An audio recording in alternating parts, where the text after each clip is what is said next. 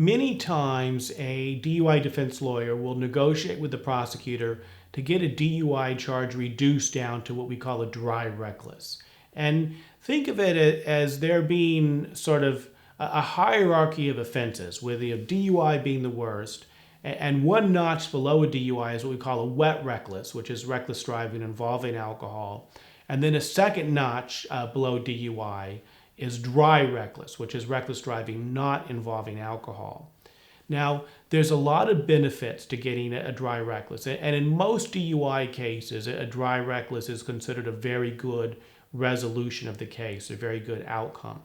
One thing by way of clarification I should say is that even if you do plead to a dry reckless, it doesn't necessarily mean that you were driving recklessly. And a lot of people sort of get that confused. You may have been pulled over because you had a broken tail light. You may have been stopped at a checkpoint and there was no bad driving, no reckless driving at all.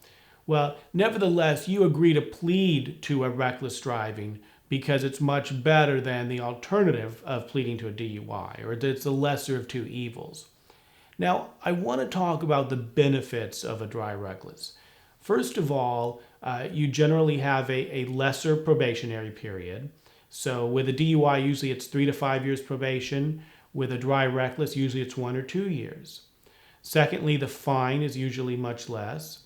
Thirdly, there's often no DUI school with a dry reckless, whereas with a DUI, you're going to have anywhere from 3 months to 3 years of DUI school.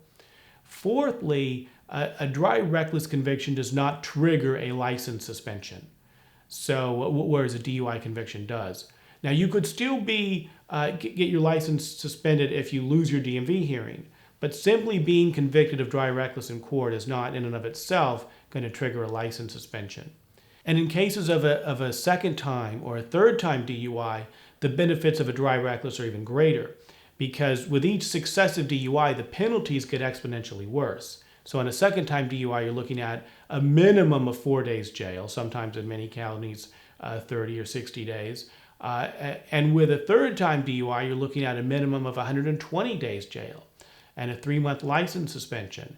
But none of these mandatory minimum penalties apply with a dry reckless. So it's certainly valuable in a first offense, but it's even more valuable in a second and third offense at DUI.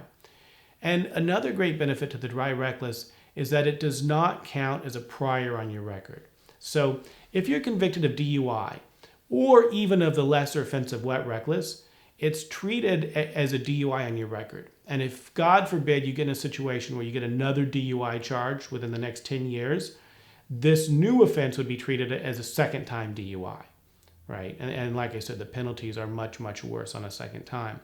But if the original offense is reduced down to a dry reckless, it doesn't count as a DUI in your record. So if, God forbid, you got another DUI in the next 10 years, it'll be treated as a first offense, not a second offense.